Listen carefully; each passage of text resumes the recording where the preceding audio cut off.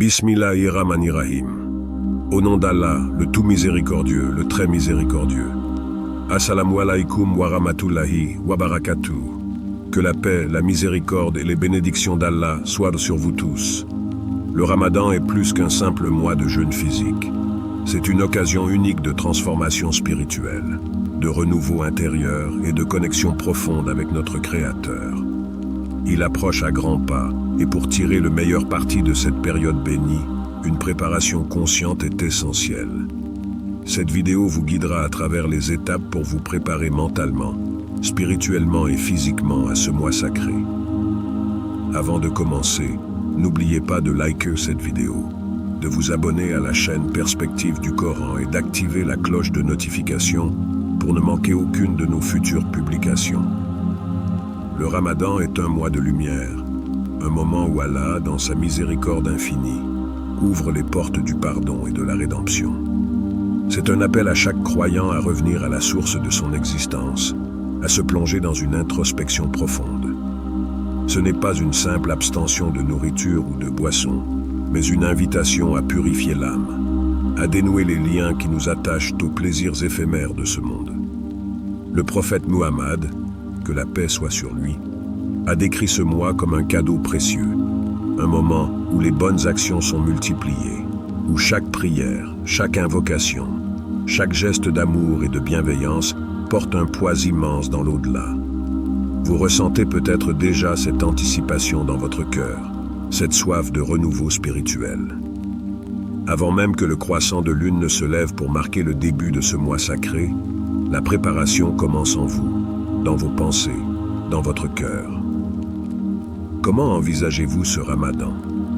Est-ce une chance de vous rapprocher d'Allah, de lui offrir une version de vous-même plus sincère, plus pure?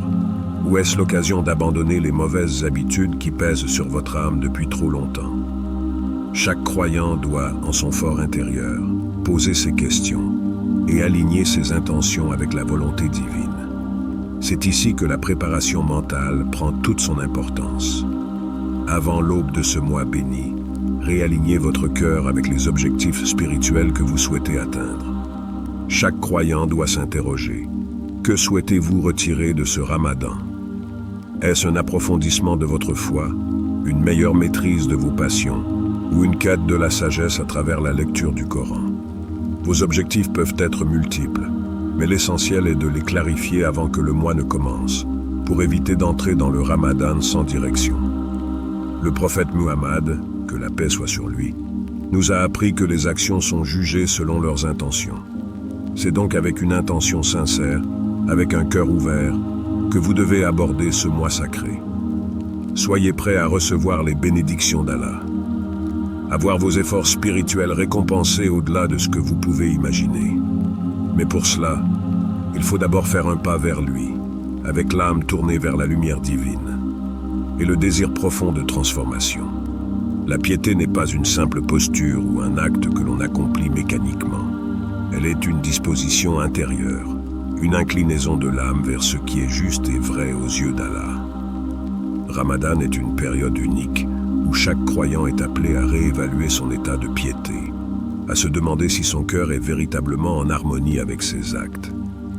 Le prophète Muhammad, paix et bénédiction sur lui, a dit que l'intention derrière chaque action est ce qui en détermine la valeur, et que les actions ne sont jugées que par la pureté de cette intention. Lorsque vous vous préparez pour Ramadan, posez-vous cette question essentielle. Où en est ma piété? Est-elle sincère ou superficielle? Cette introspection est cruciale pour éviter de tomber dans l'habitude, dans la routine spirituelle qui perd de son sens avec le temps. La piété doit être une flamme vivante dans votre cœur, une force qui vous pousse à chercher constamment la satisfaction d'Allah dans chaque aspect de votre vie. Ce n'est pas uniquement dans les moments de prière que la piété se manifeste, mais aussi dans vos interactions quotidiennes, dans la manière dont vous parlez, dont vous traitez vos proches, et même dans vos pensées secrètes. Ramadan est le moment idéal pour raviver cette piété, pour purifier votre cœur des impuretés qui l'encombrent. Mufti Menk nous rappelle que le Ramadan n'est pas seulement une question de privation physique, mais surtout une opportunité de transformation intérieure. Le jeûne est un moyen de maîtriser nos désirs, de créer cet espace dans notre cœur où la lumière divine peut briller. Il est donc vital de cultiver cette piété bien avant l'arrivée du Ramadan. Préparez-vous non seulement physiquement, mais surtout spirituellement, en cherchant à aligner chaque action, chaque pensée, avec la volonté d'Allah. Ne laissez pas vos actes être des coquilles vides de sens. Réalignez-vous avec ce qui compte vraiment, la sincérité dans votre dévotion, la profondeur de vos intentions. La sincérité, ou ikhlas, est l'essence de la foi. C'est ce qui donne vie à chaque acte de dévotion. Un jeûne accompli sans sincérité est comme un corps sans âme. Alors, que faire pour cultiver cette sincérité? Cela commence par la purification de votre cœur, en supprimant les distractions qui vous éloignent de votre objectif ultime, l'agrément d'Allah. Chaque prière, chaque invocation, chaque acte de bienveillance doit être fait avec l'intention pure de plaire à Allah, et non pour obtenir des louanges ou des récompenses matérielles. Dans ce voyage spirituel, faites preuve d'honnêteté envers vous-même. Avez-vous des intentions cachées dans vos actes? Cherchez-vous à plaire aux autres ou à satisfaire votre ego plutôt qu'à Allah? C'est cette prise de conscience qui vous permettra d'avancer sur le chemin de la piété véritable. Le Ramadan vous appelle à cette sincérité, à cet alignement profond entre vos actes et vos intentions. Ce n'est qu'en purifiant vos intentions que vous pourrez vraiment goûter aux bienfaits spirituels de ce mois béni. La piété est un état de grâce, une connexion intime avec Allah qui transcende les simples actes extérieurs pour pénétrer au plus profond de notre âme. Le prophète Muhammad, paix et bénédiction sur lui, nous a rappelé que chaque action, aussi petite ou grande soit-elle, tire sa valeur de l'intention qui la sous-tend. Le Ramadan, pour qu'il devienne une véritable expérience spirituelle, doit commencer bien avant que le croissant de lune ne soit visible dans le ciel. Il débute dans le cœur de chaque croyant, dans le secret de vos pensées et de vos intentions les plus sincères. Qu'est-ce que cela signifie pour vous? C'est un moment pour se recentrer, pour purifier vos intentions et vous débarrasser des distractions qui encombrent votre esprit. Car le Ramadan n'est pas qu'un acte de privation physique, ce n'est pas seulement l'absence de nourriture ou de boisson. C'est avant tout un effort spirituel, une discipline intérieure qui cherche à purifier l'âme des attachements matériels. Mufti Menk souligne souvent que la véritable préparation pour ce mois sacré commence bien avant son arrivée, lorsque le croyant s'efforce déjà de s'aligner avec les objectifs qu'il souhaite atteindre durant ce mois. La piété, taqwa, c'est cette conscience constante de la présence d'Allah dans chaque moment de votre vie. Elle vous pousse à évaluer vos actions, non pas par leur apparence extérieure, mais par leur impact sur votre relation avec Allah. Avez-vous déjà réfléchi à ce que signifie vraiment jeûner? Le jeûne n'est pas seulement un exercice de patience ou de contrôle de soi. C'est une manière de purifier votre cœur de ce qui l'alourdit. À travers l'abstinence, vous permettez à la lumière divine de pénétrer dans les recoins les plus sombres de votre âme. Il est donc essentiel de cultiver dès maintenant une intention pure, une intention qui ne cherche rien d'autre que l'agrément d'Allah. Que vos actions, que ce soit le jeûne, la prière ou même la charité, soient animées par ce désir sincère de vous rapprocher de lui.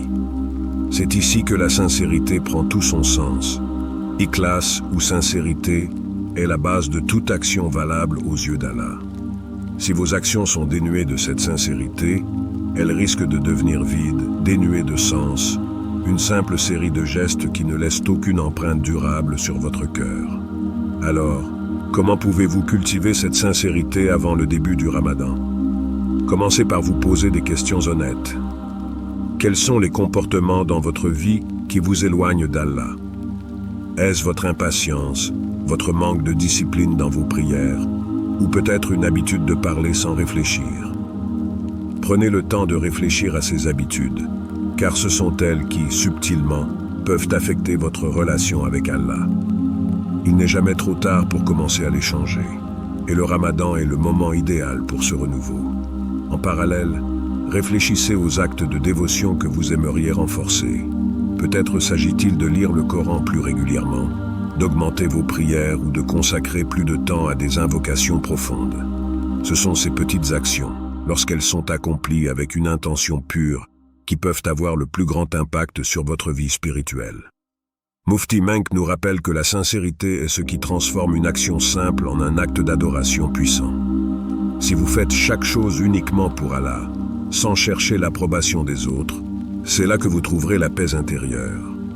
Faites de chaque jour avant le Ramadan une opportunité pour cultiver cette piété et cette sincérité. Prenez quelques instants chaque jour pour réfléchir à votre état spirituel. Révisez vos habitudes et prenez des décisions concrètes pour changer ce qui doit être changé. Le cœur est un terrain fertile, mais il a besoin d'être entretenu, nettoyé et préparé avant que les graines du Ramadan puissent y être plantées. Votre sincérité dans cette préparation sera ce qui déterminera la qualité de votre expérience spirituelle durant ce mois sacré. Le Ramadan est un mois où chaque minute compte. Dans cette période de bénédiction, chaque instant peut être transformé en un acte d'adoration et de proximité avec Allah. Mais pour tirer pleinement parti de ces moments, une planification réfléchie est nécessaire. En vérité, le temps passe vite, et avant même de vous en rendre compte, la moitié du mois est déjà écoulée. C'est pourquoi il est crucial de ne pas aborder le Ramadan sans une intention claire et une stratégie bien définie pour vos actes d'adoration. Mufti Menk rappelle souvent que l'efficacité de votre adoration pendant le Ramadan est directement liée à votre préparation. Attendre que le mois sacré commence pour établir vos engagements spirituels, c'est prendre le risque de perdre des opportunités précieuses. Il ne s'agit pas simplement d'abandonner vos responsabilités quotidiennes pour vous concentrer exclusivement sur la prière. Il s'agit plutôt d'intégrer ces moments d'adoration dans votre emploi du temps de manière équilibrée et réaliste. Vous devez traiter chaque jour comme une opportunité unique, car ce mois sacré ne vous est offert qu'une fois par an, et nul ne sait s'il vivra pour en voir un autre.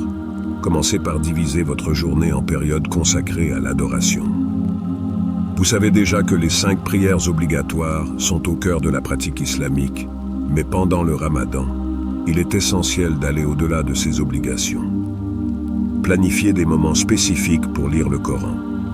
Plutôt que de vous laisser submerger à la fin du mois en essayant de rattraper vos lectures, répartissez la lecture du Coran en petites portions quotidiennes. Divisez-le en 30 sections, une pour chaque jour, afin d'achever la lecture entière du Saint-Livre pendant le mois. Si vous préférez une approche plus progressive, concentrez-vous sur quelques versets par jour, mais assurez-vous de les comprendre et de les méditer. La prière Tarawih, que vous accomplissez après Isha pendant le Ramadan, est une autre pratique importante. Prenez la décision de vous engager dès maintenant à la pratiquer régulièrement, que ce soit à la mosquée ou chez vous. Mais ne vous limitez pas à cette prière. Le Tahajjud, la prière nocturne, est une autre forme de dévotion puissante, souvent négligée en dehors du Ramadan. Réservez un moment avant l'aube, lorsque le monde est endormi et que l'esprit est en paix, pour vous tourner vers Allah. C'est dans ces moments calmes, alors que l'horizon est encore obscur, que les invocations sincères sont les plus entendues. Vos invocations, ou duas, sont tout aussi essentielles. Le prophète Muhammad, paix et bénédiction sur lui, a enseigné que l'invocation est l'essence de l'adoration. Pendant le Ramadan, le cœur est plus tendre, plus réceptif à la miséricorde d'Allah. Prenez le temps de planifier vos moments d'invocation. Peut-être pendant les heures de jeûne, juste avant l'iftar, ou après chaque prière, prenez quelques instants pour parler à Allah, pour lui confier vos peines, vos espoirs et vos prières pour vous-même, vos proches et toute l'humanité. La gestion du temps durant le Ramadan n'est pas une simple question d'organisation, c'est une discipline spirituelle. C'est un acte d'humilité qui montre que vous reconnaissez la valeur inestimable de ce mois. Diviser votre temps de manière stratégique vous permet de maximiser vos récompenses. Mais cela renforce également votre autodiscipline. Vous devenez maître de vos journées et non esclave du temps. Prenez en compte vos responsabilités personnelles et professionnelles et intégrez-y vos actes d'adoration sans pour autant les reléguer au second plan. Ne vous laissez pas surprendre par le flot des obligations quotidiennes et par la fatigue liée au jeûne. Si vous ne planifiez pas, les distractions du monde peuvent facilement vous éloigner de votre objectif. Par contre, si vous avez une feuille de route spirituelle, chaque jour du Ramadan deviendra une montée progressive vers la proximité avec Allah. vous ressentirez une différence significative dans votre connexion spirituelle, car rien ne sera laissé au hasard. Alors, commencez dès aujourd'hui. Prenez un carnet, un agenda, ou même une application numérique, et dessinez les contours de votre mois sacré. Que chaque prière, chaque lecture du Coran, chaque invocation soit placée intentionnellement dans votre emploi du temps. Vous verrez, lorsque vous aurez pris l'habitude de structurer vos journées autour de ces moments sacrés, une sérénité vous envahira, car vous saurez que chaque instant passé dans l'adoration d'Allah est un pas vers sa satisfaction. L'autodiscipline est l'essence même du Ramadan. Chaque année, ce mois sacré arrive comme une école spirituelle où le croyant apprend à dompter son ego, à contrôler ses désirs et à faire taire les impulsions matérielles qui dominent trop souvent notre quotidien. Mais pour atteindre cette maîtrise intérieure, la préparation ne commence pas avec le premier jour du jeûne, elle s'initie bien avant. Tout comme un athlète s'entraîne des mois avant une compétition. Le croyant doit également se préparer à l'effort spirituel que représente le Ramadan. Le jeûne, bien que central, n'est qu'un des aspects visibles de cette discipline. C'est un acte d'abandon, abandon de la nourriture, de l'eau, des plaisirs. Mais c'est aussi un retour vers la maîtrise de soi, un rappel que nous sommes bien plus que nos désirs. Le prophète Muhammad, paix et bénédiction sur lui, a dit « Celui qui ne laisse pas les paroles mensongères et les mauvaises actions, Allah n'a pas besoin qu'il laisse sa nourriture et sa boisson. » Cela signifie que le véritable jeûne n'est pas simplement une privation physique, mais une réforme intérieure. Pour atteindre cette réforme, il faut commencer à se discipliner avant même l'arrivée du Ramadan. Comment ? En vous détachant progressivement des distractions qui, au quotidien, éloignent votre esprit de la contemplation divine. Les réseaux sociaux, les divertissements, les conversations futiles, autant de pièges dans lesquels l'esprit peut facilement s'égarer. Le véritable défi du Ramadan n'est pas de rester affamé, mais de maîtriser ces distractions internes et externes qui parasitent notre relation avec Allah. L'autodiscipline que vous développez dans cette phase de préparation est ce qui déterminera la qualité de votre Ramadan.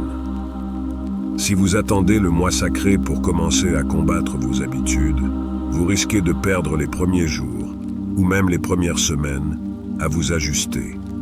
Au contraire, si vous commencez dès maintenant à vous entraîner à la maîtrise de vos désirs et de vos distractions, vous entrerez dans le Ramadan avec un esprit déjà aiguisé, prêt à tirer le maximum de cette période sacrée. Chaque petit acte de discipline que vous entreprenez dès aujourd'hui est une brique dans l'édifice de votre piété et de votre transformation spirituelle. La maîtrise de soi commence par de petites étapes. Jeûner quelques jours par semaine avant le Ramadan est un moyen puissant de vous préparer. Non seulement cela vous habitue au rythme du jeûne, mais cela vous plonge aussi dans l'essence du Ramadan bien avant son commencement. Vous ressentirez la faim et la soif, certes, mais vous vous rappellerez aussi que ces sensations sont éphémères et que le véritable but du jeûne va bien au-delà du simple fait de s'abstenir. Il s'agit de purifier l'âme, de fortifier l'esprit et de recentrer votre être sur l'essentiel, Allah. Commencez par un jour de jeûne par semaine, peut-être le lundi ou le jeudi, des jours recommandés par le prophète Muhammad, paix et bénédiction sur lui. Durant ces jours, observez non seulement votre privation alimentaire, mais aussi votre comportement. L'autodiscipline ne s'arrête pas à l'estomac. Êtes-vous plus irritable lorsque vous avez faim ? Êtes-vous tenté de perdre du temps dans des activités futiles pour oublier la faim ? Utilisez ces moments de faiblesse pour rediriger votre esprit vers Allah. Remplissez ce vide par des prières, des invocations ou des lectures du Coran. Au-delà du jeûne, entraînez-vous également à réduire les distractions matérielles. Peut-être passez-vous trop de temps sur votre téléphone ou devant la télévision. Commencez à limiter ces distractions dès maintenant. Fixez-vous des moments dans la journée où vous éteignez votre téléphone, où vous vous retirez dans la prière ou la méditation. Même si ce n'est que quelques minutes, ces moments de silence et de concentration sur Allah vous prépareront à vivre un Ramadan plus introspectif et spirituel. L'autodiscipline que vous développez n'est pas un simple exercice de privation. C'est une manière de vous reconnecter avec votre essence. Elle vous rappelle que vous n'êtes pas un être entièrement soumis à vos désirs et vos besoins matériels. Vous êtes une âme, un serviteur d'Allah, capable de transcender les tentations de ce monde. Chaque fois que vous vous privez d'un plaisir, que ce soit un repas, une distraction ou une parole inutile, vous renforcez votre connexion avec Allah. Préparez-vous dès aujourd'hui, car le Ramadan est un voyage. C'est un voyage vers la maîtrise de soi, vers la purification de votre cœur et vers une proximité accrue avec votre Créateur. Plus vous vous préparez maintenant, plus vous tirerez de bénéfices spirituels lorsque ce mois sacré débutera. L'autodiscipline est la clé qui vous permettra de vivre un Ramadan profondément transformateur, où votre esprit ne sera pas esclave de vos désirs, mais serviteur de votre foi. Le Ramadan est bien plus qu'un simple mois de privation physique. C'est un moment où l'âme est appelée à se tourner vers la gratitude et la charité. En vous privant de nourriture et de confort, vous réalisez que tout ce que vous avez, aussi insignifiant que cela puisse paraître au quotidien, est une bénédiction d'Allah. Ce processus de privation vous enseigne la véritable valeur des bienfaits d'Allah. Non seulement la nourriture et l'eau, mais aussi la santé, la famille, la paix intérieure et la foi. Vous comprenez que vous ne possédez rien par vous-même, mais que tout ce que vous avez est un don divin, une miséricorde infinie d'Allah. Mufti Menk nous rappelle souvent que la charité, ou sadaka, n'est pas simplement un acte de générosité extérieure. C'est un acte qui purifie nos cœurs, nos âmes et nos biens. Le prophète Muhammad, paix et bénédiction sur lui, a dit que la charité n'a jamais diminué la richesse de quelqu'un. Donner à autrui, partager ce que vous possédez, est une voie qui vous libère de l'attachement au monde matériel. C'est une leçon profonde que le Ramadan nous enseigne. Ce que nous donnons pour la cause d'Allah ne diminue jamais notre richesse, mais l'augmente. Car la richesse véritable ne se mesure pas en termes matériels, mais en termes spirituels. La gratitude est une clé pour ouvrir les portes de la miséricorde d'Allah. Chaque bouchée que vous prenez à l'iftar, chaque goutte d'eau que vous buvez après une longue journée de jeûne, est un rappel tangible des innombrables bénédictions qu'Allah vous accorde quotidiennement. Ce moment de jeûne vous enseigne la patience, mais aussi l'appréciation. Pendant le Ramadan, il devient impossible de ne pas ressentir cette gratitude profonde pour ce que vous avez. Et cette reconnaissance ouvre la porte à la charité. Plus vous réalisez combien vous êtes béni, plus vous êtes motivé à partager avec ceux qui n'ont pas. La charité n'est pas seulement une obligation, c'est une opportunité. C'est un moyen de purifier vos biens, de libérer votre cœur de l'avarice et de l'égoïsme. Le Ramadan est le moment idéal pour examiner vos possessions et vos capacités, et pour planifier comment vous allez redistribuer une partie de ce qu'Allah vous a donné. La charité ne se limite pas à l'argent.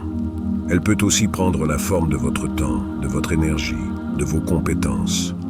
Chaque acte de bien, aussi petit soit-il, compte aux yeux d'Allah. Même un sourire ou une parole gentille est considéré comme une sadaka. Commencez dès maintenant à planifier vos actes de charité pour ce Ramadan.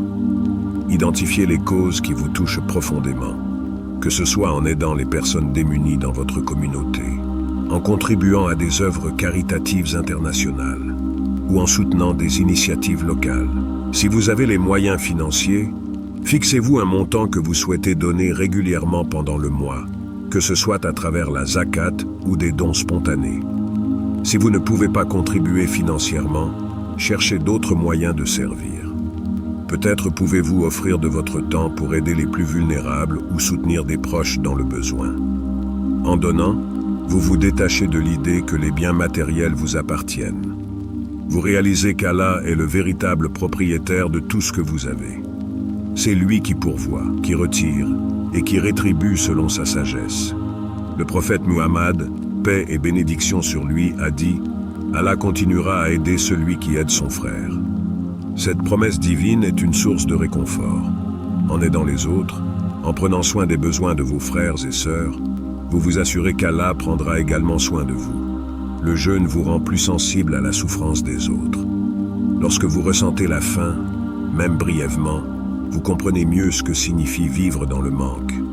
Cela vous pousse à agir, à devenir un vecteur de miséricorde pour ceux qui sont moins fortunés. La charité pendant le Ramadan n'est pas seulement un acte de bienveillance envers autrui. C'est aussi un moyen de vous élever spirituellement. Chaque acte de générosité, chaque geste de bonté est un pas de plus vers la purification de votre âme et vers la satisfaction d'Allah. En planifiant vos actions dès maintenant, vous entrez dans le Ramadan avec un esprit préparé à donner. Ne laissez pas cette opportunité se perdre dans le flot des occupations quotidiennes. Prenez quelques moments pour réfléchir à comment vous pouvez contribuer, non seulement pour améliorer la vie des autres, mais aussi pour purifier votre cœur. La charité, couplée à la gratitude, crée un cercle vertueux. Plus vous remerciez Allah pour ses bénédictions, plus vous êtes motivé à partager ces bénédictions avec ceux qui en ont besoin, et plus Allah vous accorde de sa grâce. En cultivant cette gratitude et cette charité avant même le début du Ramadan, vous entrez dans ce mois sacré avec un cœur déjà tourné vers Allah et vers ses créatures. Vous ressentez non seulement la satisfaction de donner, mais aussi la paix intérieure qui en découle, sachant que chaque don, aussi petit soit-il, a un impact durable dans cette vie et dans l'au-delà. Le repentir, ou tauba, est une des plus belles manifestations de la miséricorde d'Allah envers ses serviteurs. C'est un chemin vers la purification, un retour vers Allah, une façon de rétablir cette connexion spirituelle qui peut être affaiblie par nos erreurs, nos péchés et nos négligences. Le prophète Muhammad, paix et bénédiction sur lui, a dit que chaque fils d'Adam est un pécheur, mais les meilleurs des pécheurs sont ceux qui se repentent. Ce hadith nous rappelle que l'erreur fait partie de la condition humaine, mais que le repentir nous permet de corriger nos fautes et de retrouver la voie droite. Et quel meilleur moment pour s'engager dans ce processus de purification que le Ramadan, ce mois où la miséricorde d'Allah est déversée sans limite sur ses serviteurs. Ramadan est un mois de réconciliation. C'est l'occasion idéale pour renouer avec Allah, pour poser vos fardeaux à ses pieds et lui demander pardon pour toutes ces fois où vous avez manqué à vos engagements envers lui. Peut-être y a-t-il des moments où vous avez négligé vos prières, parlé de manière injuste, cédé à la colère ou poursuivi des désirs éphémères. Peut-être y a-t-il des péchés qui pèsent lourd sur votre cœur et que vous n'avez jamais vraiment confrontés. Le Ramadan vous offre cette opportunité précieuse de laver votre âme de ses erreurs passées, de vous libérer du poids du passé et de repartir sur un chemin plus pur. Le prophète Muhammad, paix et bénédiction sur lui, nous a donné l'assurance qu'Allah aime ceux qui se repentent. Et comme le rappelle souvent Mufti Menk, celui qui jeûne avec foi et espoir dans la récompense d'Allah, ses péchés passés lui seront pardonnés. Le jeûne lui-même est un acte de purification, mais il doit être accompagné d'une démarche intérieure de repentance pour atteindre toute sa profondeur spirituelle. Le jeûne est une abstention physique, mais le repentir est une purification spirituelle. Les deux ensemble permettent de faire de ce Ramadan un mois de transformation profonde. La tauba, le repentir, n'est pas un simple acte verbal. C'est un processus qui implique plusieurs étapes. Premièrement, la reconnaissance du péché. Accepter que vous avez fait une erreur est déjà un pas vers la purification, car cela montre une conscience de votre état spirituel. Deuxièmement, il y a la véritable contrition, ressentir une tristesse sincère pour avoir désobéi à Allah, non pas par peur de la punition, mais par amour pour lui, et par désir de ne pas rompre cette relation précieuse que vous avez avec lui.